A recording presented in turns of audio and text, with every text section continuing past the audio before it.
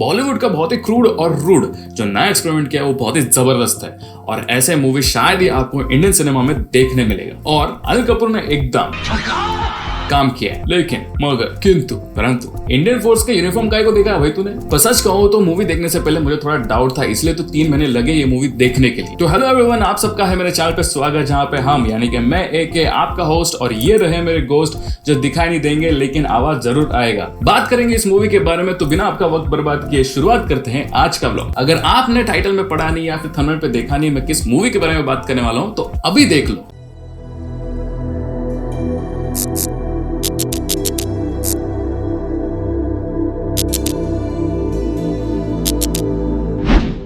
तो आज करेंगे हम इस फिल्म की AK वर्सेस AK की बात करेगा AK। सही बोला, कहानी बोले तो एकदम जगास रियल वर्ल्ड बॉलीवुड दिखाया है, जहाँ पे अनुराग एक एज यूजुअल डायरेक्टर है और अनिल कपूर एक एक्टर। मूवी के स्टार्ट में ही ऐसे बताया है कि दोनों के एक लाइव टॉक शो पे जाते ही वहां दोनों के बीच में हो जाती है बहस और हो जाता है थोड़ा राडा। इस अनबन का बैकग्राउंड यही बताया है कि जब अनुराग एक स्ट्रगलर डायरेक्टर थे तो उन्होंने अनिल कपूर को एक मूवी ऑफर किया था, तभी अनिल कपूर अपने टॉप पे थे, तो उन्होंने मूवी की डेट आगे टालते टालते गए और वो मूवी किया ही नहीं। जब अनुराग एक फेमस फिल्म डायरेक्टर बन चुके हैं आज, तभी अनिल उनसे रोल मांग रहे हैं और अभी अनुराग मना कर रहा है। तो ऐसे समझ लो दोनों के बीच ईगो प्रॉब्लम आ चुका है। अभी जब लाइव ऑडियंस के बीच इनका राडा हो जाता है तभी मीडिया में हो जाता है बवाल कि सीनियर एक्टर पे हुआ हमला, और इस बवाल का सबसे ज्यादा असर होता है डायरेक्टर अनुराग कश्यप पे। इस बवाल के बाद ऐसे दिखाया है कि बॉलीवुड में साइट्स बटने चालू हो गए हैं, इवन तपस्वी पन्नू भी ट्वीट कर देती है और ऐसा लगता है कि सभी एक्टर्स डायरेक्टर अनुराग को कोस रहे हैं और एक्टर्स उसकी मूवी करने से मना कर रहे हैं। नवाजुद्दीन सिद्दीकी भी अभी नवाज अनुराग की मूवी को मना करेगा। चुन चुन के गांड में गोली मारो आइला। अभी अनुराग कश्यप जिसका बचपन में नाम था रिंकू शर्मा, उसका मार्केट में हो गया इज्जत का भाजीपाला। इस बात पे परेशान होकर अनुराग की सेक्रेटरी सोचती है let's play game of live film creating a thriller hostage situation. यानी ये 14 घंटे है अनिल कपूर के पास उसकी बेटी सोनम कपूर को बचाने के लिए, जिसे अनुराग ने किडनैप किया है, और इसमें सभी कुछ लाइव शूटिंग होगा, मतलब नो एडिटिंग शेडिटिंग। सबसे खतरनाक हॉस्टेज थ्रिलर है, इसमें जो भी होगा असली, आप उसे खोजोगे असली, आपको चोट लगेगी वो भी असली। इसमें सर कोई बॉडी डबल नहीं होगा, कोई रीटेक नहीं होगा, कोई मिस्टेक नहीं होगी।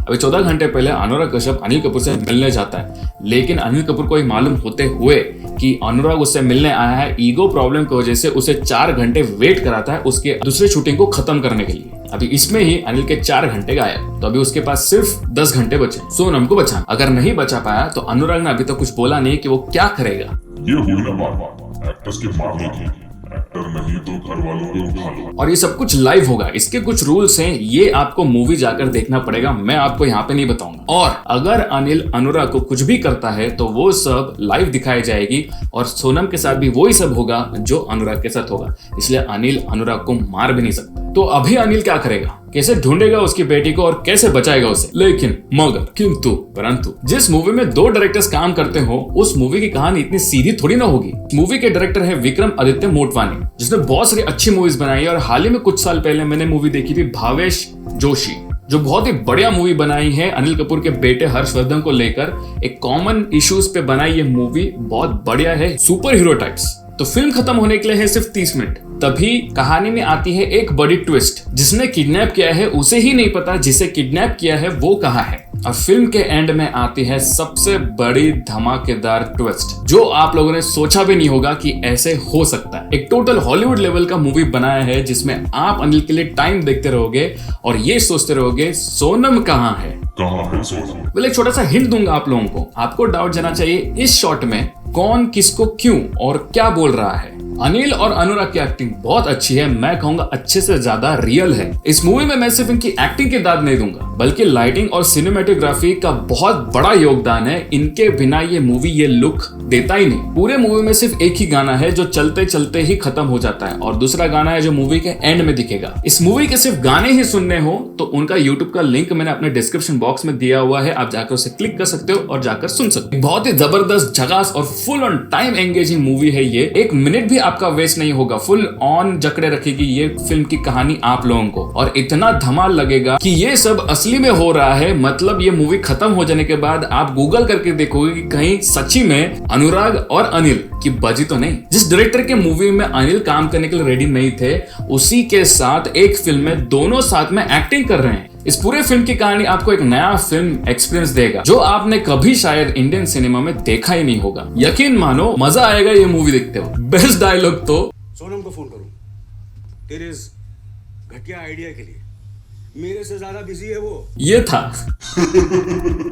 इंडियन फोर्स का यूनिफॉर्म दिखाया करके इंडियन फोर्स वालों ने अपनी आपत्ति जताई। इसके ऊपर अनिल भाई साहब ने कहा कि मैं किरदार निभा रहा था और तभी मुझे पता चलता है कि मेरी बेटी सोनम किडनैप हो चुकी है, तो मैं बिना अपने कपड़े चेंज किए उसे ढूंढने निकलता हूँ। और इंडियन फोर्स की भावनाओं को ठेस पहुंचाने का नहीं था क्रिएटर्स को। तो भैया जी क्रिएटर्स ने इंडियन एयरफोर्स का यूनिफॉर्म ही क्यों दिखाया? बिल्कुल सही कहा तूने। क्रिएटर्स वालों ने वो यूनिफॉर्म दिखाना ही नहीं चाहिए था। कोई और किरदार दिखा देते, डिटेक्टिव का रोल दिखा देते, पुलिस का दिखा देते, कुछ और दिखा देते। इंडियन एयरफोर्स ही क्यों दिखाया? इन सब के पीछे क्रिएटर्स का एक ही इंटेंशन था, पब्लिसिटी क्रिएट करने का है। तो यूनिफॉर्म यूज कर लो ताकि लोगों के फीलिंग्स हर्ट होंगे और लोग देखने के लिए आएंगे कि यहाँ पे इस मूवी में एक्चुअली हुआ क्या है। और जब लोगों को इसकी वजह से आपत्तियां होंगी तो वो जताएंगे, पब्लिसिटी बढ़ेगी और लोग मूवी ज्यादा देखेंगे। अनिल भैया हमें सब पता है क्रिएटर्स के मार्केटिंग और पीआर टीम के बारे में। अरे भैया हवा का फिल्म का क्लाइमेक्स इतना कॉम्प्लिकेटेड नहीं जितना ये मूवी एंड होने के बाद ये बताना मुश्किल होता है एक्टर बड़ा है या डायरेक्टर। इस फिल्म के स्टार्टिंग में एक टॉपिक उठता है जहां पे एक एक्टर इंपॉर्टेंट है या डायरेक्टर, और ये बहुत सही चीज बताई है कि अपने कंट्री में ऐसा होता है कि एक्टर भगवान माने जाते हैं लेकिन डायरेक्टर को कोई पूछता नहीं। अभी ये विवादजनक टॉपिक है, लेकिन अगर मुझसे पूछोगे तो मैं हमेशा डायरेक्टर का ही साइड लूंगा, क्योंकि अगर डायरेक्टर शूट ही नहीं करेगा तो एक्टर एक्टिंग क्या करेगा। इस विवादजनक टॉपिक पे अगर आपके कुछ राय रखने हैं तो कमेंट बॉक्स में जाकर प्रज्वलित कीजिए। अभी आते हैं रेटिंग पे। जिस पब्लिक के अपने बच्चे हो उन लोग के लिए तो इंपॉर्टेंट होगा ही।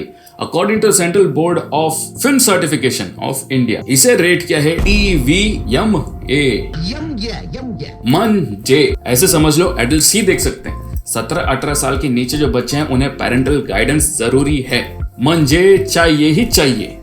जिसमें अनुराग हो उसमें यूं थोड़ी हो सकता है। पर आप अपने पूरे फैमिली के साथ ये आराम से मूवी देख सकते हो, बच्चों को अकंपनी ना करें।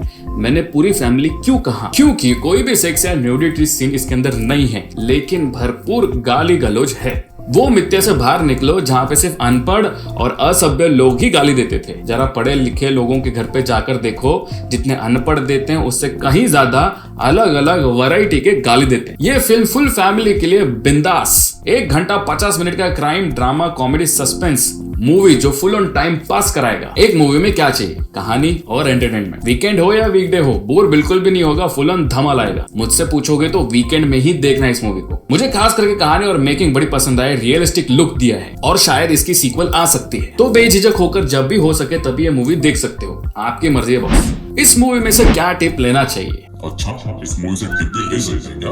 मुझे पता है फिल्म खत्म होने के बाद आपको शायद ये टिप सही ना लगे, लेकिन अगर सच्ची में ऐसे कुछ हुआ तो बात यही है कि आप अपने एक्शंस के जिम्मेदार खुद हो। लेकिन अगर वो एक्शंस आपके गलत रहे तो ये सिर्फ आपको ही नहीं तो आपके फैमिली पे भी इफेक्ट करेगी, और ये चीज इस मूवी में बहुत अच्छे से फर्स्ट ट्विस्ट में बताया है। तो आप कोई भी एक्शंस लेने से पहले अपने फैमिली के बारे में सोचो ताकि वो आपके गुस्से को कंट्रोल कर सके, क्योंकि गलत कदम लोगे तो आप भी फंसोगे, आपके परिवार वाले भी फंसेंगे। जब आपके परिवार वाले फंसेंगे तब आप और ज्यादा फंसोगे। इसलिए सिंपल की बात, ज्यादा सोचने का नहीं, ठंडा लेने का। जब भी ऐसा कुछ हरकतें करना हो, घर वालों के बारे में सोचने का, सब कुछ सही से हो जाएगा। तो बस आज के लिए इतना ही। अगर आपको मेरे व्लॉग्स पसंद आते हैं तो इसे लाइक, शेयर और जैसे स्क्रीन पे आ रहा है उस हिसाब से सब्सक्राइब करना, और सब्सक्राइब होने के बाद वो घंटा दबाना ताकि मेरे नए व्लॉग्स की नोटिफिकेशन आपको मिल सके, वरना आपको पता ही नहीं चलेगा हमारा नया व्लॉग कब आ रहा है। अगर आप मेरे चैनल पे नए हो या फिर आपको मेरे दूसरे मूवीज के रिव्यू देखने हैं तो ऊपर आई बटन आ रहा है, उसके ऊपर क्लिक कर सकते हो, या फिर एंड स्क्रीन में मेरे दूसरे व्लॉग्स के लिंक्स आ रहे होंगे, उसे क्लिक करके देख सकते हो। चलो आपसे फिर मुलाकात होगी मेरे दूसरे वीडियो पे, जहां पे मैं बात करूंगा कोई दूसरे फिल्म के बारे में। अपना और सबका ख्याल रखो, कोरोना से बचो और टीके लगवाओ। Bye bye.